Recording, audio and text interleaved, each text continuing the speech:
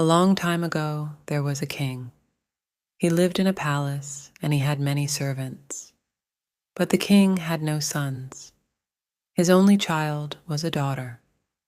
A little boy lived near the palace. His mother and father were dead. He liked the palace's fine stone walls and its big courtyard. He came to play there every day.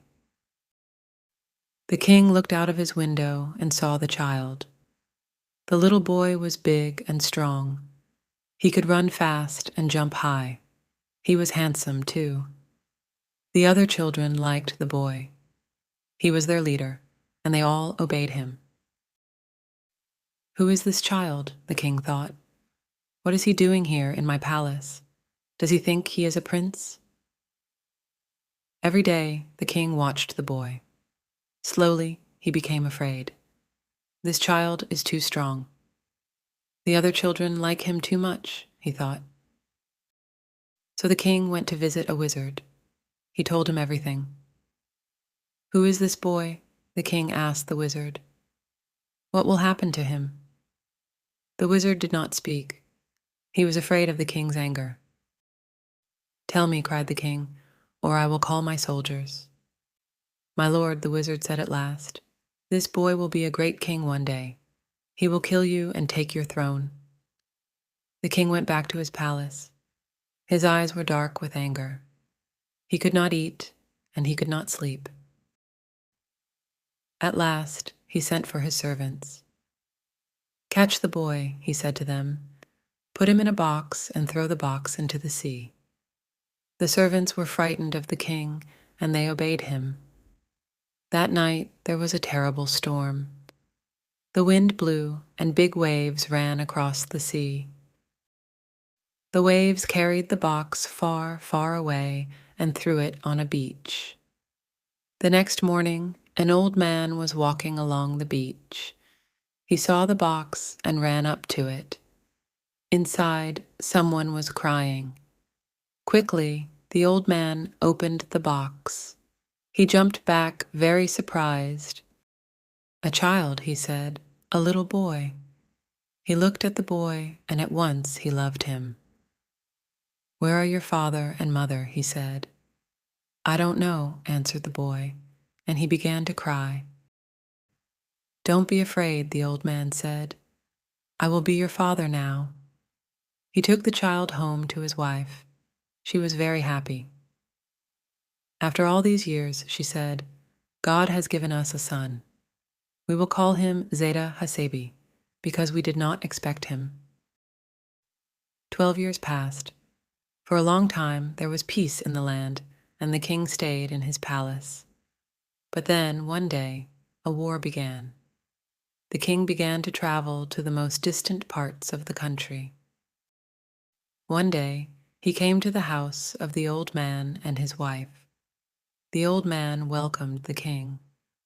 "Hurry," he said to Zayta Hasebi. "Bring some water and wash our guests' feet." Zayta Hasebi ran to find water. He washed the king's feet. The king smiled at Zayta Hasebi. He liked him. "Here is a fine, strong young man," he thought. "He works hard for his father, and he shows respect for his father's guest." "Your son is a good boy," he said to the old man. "This boy is not my son, my lord," the old man said. "He came to us from the sea." "What?" said the king. "What do you mean?" "One day, 12 years ago," the old man went on, "I was walking on a beach. It was the morning after a great storm. I found a box. I opened it, and inside it was a little boy. I took him home with me. My wife was very happy because God has not given us any children. This boy became our son. We called him Zayta Hasebi." The king frowned. He looked at Zayta Hasebi angrily. He did not like him now. "He is my enemy," he thought. "He will kill me and take my throne." The king thought quickly. He tried to smile again. "Listen," he said to the old man. "I like your son. He's a fine boy. I must go back soon to my palace. Send him to me, and I will look after him. He will be a rich man, a powerful man. A great future is waiting for him. He called to one of his servants. "Give me some paper and a pen," he said. The servant brought some paper and a pen, and the king wrote a letter. "To my guards," he wrote, "catch this boy and kill him, and bury his body in front of my palace." "Can you read this?" he asked the boy. The boy looked at the paper and shook his head. "I don't know this language," he said. "I can't read it." "Good," said the king. "Don't lose this paper. Give it to the soldiers at the gate of my palace. They will bring you to me." "Thank you, my lord," said Zayta Hasebi. "Come soon," the king said, and then he went away. The old man and his wife were sad. They did not want to lose Zayta Hasebi. They loved him, but Zayta Hasebi was happy and excited. "When can I go to the palace and see the king, father?" he said every morning. "Can I go today?" "Not yet, my son, not yet," the old man answered. At last the old man and his wife agreed. They called Zayta Hasebi to them. "Our dear son," they said, "we can't keep you here any longer. You can go to the king's palace, but don't forget us. Come home again soon." Then they blessed Zayta Hasebi and said goodbye. Zayta Hasebi began his journey. The road was long. It went through deep valleys and high mountains. On the highest mountain of all, he saw the wizard's eagle in the sky. The eagle flew down to Zayta Hasebi. It began to peck at his clothes. The king's letter fell out of the boy's pocket. The eagle picked it up in its beak and flew away with it. "No, no," Zayta Hasebi called out. "Bring back my letter. It's from the king." But the eagle had already gone. Zayta Hasebi sat down on a rock. He was unhappy. "The king will never see me now," he thought. "His servants will keep me away from him." Then he saw something white on the ground. He picked it up. It was another letter. Zayta Hasebi looked at it, but he couldn't read it. He didn't understand the language. "Did the eagle drop this?" he thought.